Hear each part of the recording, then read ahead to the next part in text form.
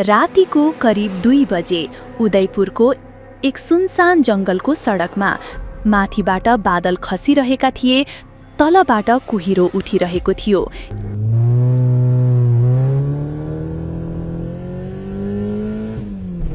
एउटा एसयुभी सडकमा जिगज्याग चलिरहेको थियो, जस्तो कि चालक होशमा थिएन।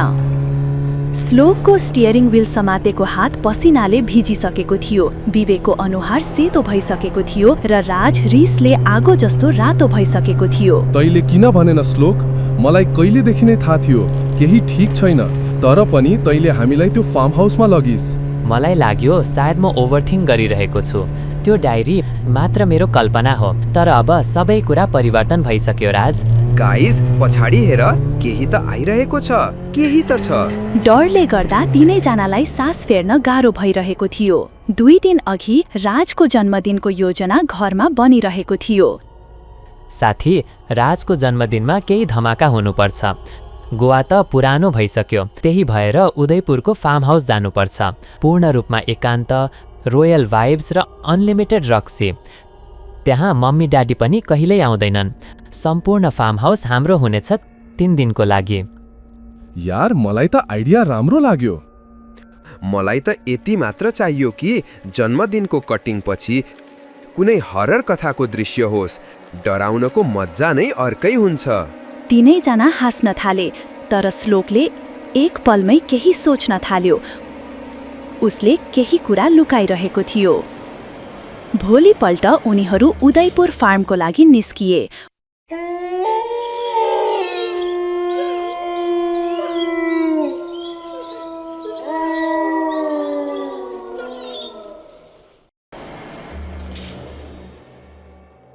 उदयपुरको बाहिरी इलाकामा रहेको 90 वर्ष पुरानो हवेली शैलीको फार्म हाउस।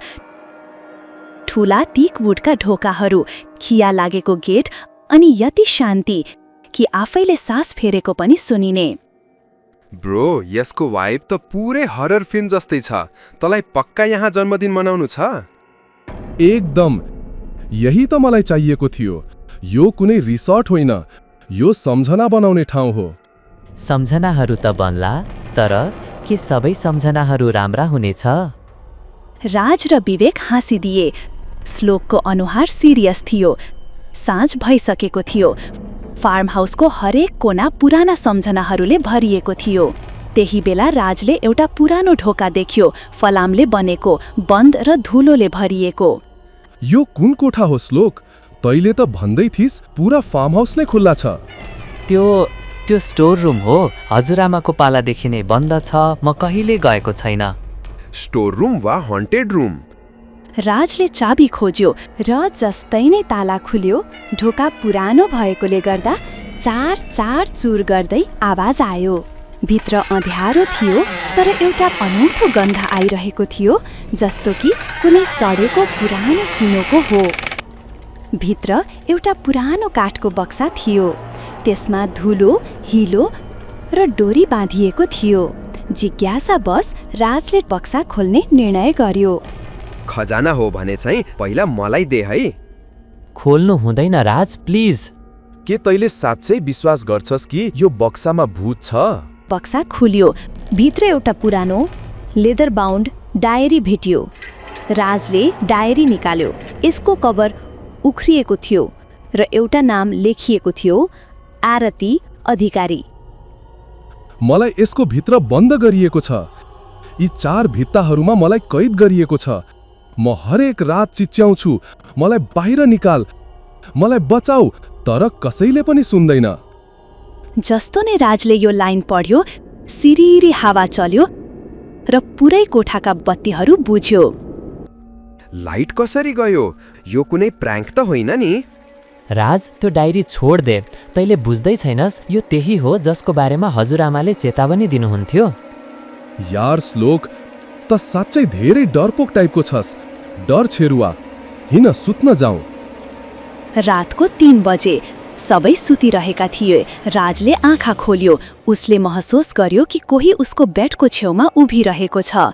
एउटा केटी, सेतो लुगा, लामा कपालहरू र उसको हातमा एउटा छुरी। तर उसको अनुहार पूर्ण रूपमा कालो थियो। श्लोक र विवेक दौडिँदै उसको कोठामा आउँछ, तर त्यहाँ कोही पनि हुँदैन। मात्र त्यो डायरी खोलिएको हुन्छ।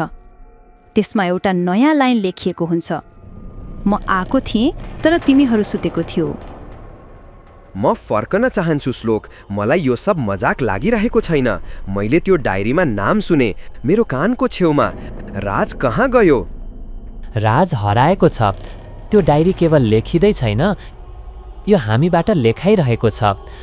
त्यही बेला टेबलमा रहेको एउटा दियो आफै खसेर झर्छ र कोठामा लेखिएको पाइन्छ, अर्को नम्बरमा को हो। विवेक र श्लोक त्यहाँबाट भाग्छन्, अर्को कोठामा जान्छन् र त्यहीँ सुत्छन्। अर्को दिन मलाई केही याद छैन, म हिजो राति कहाँ गएको थिएँ। तै 3 घण्टाको लागि हराएको थिएस् र फर्किँदा तेरा लुगामा रगत थियो। श्लोक, केही त तँलाई पहिलेदेखि नै थाहा थियो। साँच्चै भन, यो डायरी, यो कोठा, यो आरती को हो? हजुरआमाले भनेकोले गर्दा म कहिले पनि त्यो कोठाको छेउ गइन। तर जब म 16 वर्षको थिएँ, मैले डायरी पढेको थिएँ। आरती अधिकारी यहाँ बस्थिन्, यही फार्म हाउसमा। आरती एउटी युवा केटी थिइन् जसलाई 1972 मा यहाँ कैद गरिएको थियो। उसको परिवारले उसलाई पागल ठान्थे। उसले भन्ने गर्थ्यो कि उसले केही देख्ने गर्थ्यो र आवाजहरू सुन्ने गर्थ्यो, र अचानक एक दिन ऊ गायब भइन्। डायरीमा अन्तिम लाइन लेखिएको थियो, मलाई जिउँदै गाडिएको छ। मलाई त धेरै डर लागिरहेको छ। हामीले हेर्नुपर्छ, आखिर आरतीलाई कहाँ गाडिएको छ। खोज्नुपर्छ। म त भन्छु छिटो यहाँबाट जाउँ, नत्र चुप लाग डरफोक, हिड राज हेरौँ। विवेक र राजले डायरी लिएर फार्म हाउस मुनिको बनेको एउटा पुरानो बेसमेन्टतिर गए। त्यो ठाउँ जहाँ सायद आरतीलाई जिउँदै गाडिएको थियो। बेसमेन्टमा केवल एउटा पुरानो झुन्डी रहेको बल थियो। हावा चिसो र जमिन ओसिलो थियो। भित्तामा पुराना हातका निशानहरू थिए, जस्तो कि कसैले भित्रबाट बार कुटेर बाहिर निस्किन खोजेको थियो। यो ठाउँ यो डायरीसँग मेल खान्छ। तल, सबै तल छ, याद छ नि? हो, एउटा लाइन लेखिएको थियो, जब माटोले बोल्यो त्यसबेला मेरो चिच्याहट बन्द भएको थियो। त्यही बेला एउटा भित्ताको नजिकबाट केही सिमेन्ट झर्यो।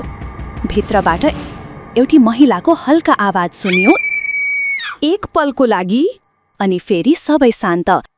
विवेकले फ्ल्यासलाइटले भित्तातिर हेर्यो। भित्तामा चकले लेखिएको थियो, मलाई अहिलेसम्म पीडा छ। विवेक, मलाई लाग्छ कि यही ठाउँ हो जहाँ आरतीलाई म उसको आवाज सुन्न सक्दैछु। उनी भन्दै छिन्। मलाई लाग्छ अब हामी यहाँबाट जानुपर्छ, केही त ठुलो अनर्थ हुन लागेको छ। हुन्छ, त्यो तर आरती? अरे हिँड यहाँबाट। विवेक र राज यहाँबाट तुरन्तै भाग्न थाल्छन्। त्यसबेला जोडले श्लोकले चिच्याएको आवाज आउँछ र त्यो डायरीमा एउटा लाइन थपिन्छ, अर्को एउटा आत्मा चुनिएको छ, अब यो कथा रुकिनेवाला छैन। विवेक र राज माथि गएर हेर्दा श्लोक भुइँमा बेहोस भेटाउँछन्। जब उसलाई होश आउँछ, उसको आँखा राता हुन्छन् र उसले हाँस्दै भन्छ, जाउँ घर फर्क्यौं।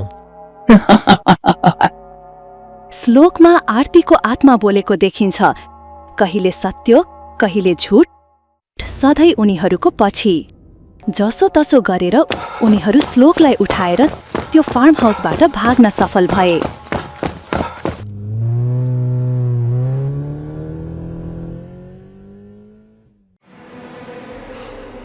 त साथीहरू, आजको कथा तपाईहरूलाई कस्तो लाग्यो? यदि तपाईहरूलाई यो कथा मन परेको छ भने यो भिडियोलाई लाइक गर्नुहोस् र साथमा कमेन्ट गरेर बताउनुहोस्। धन्यवाद।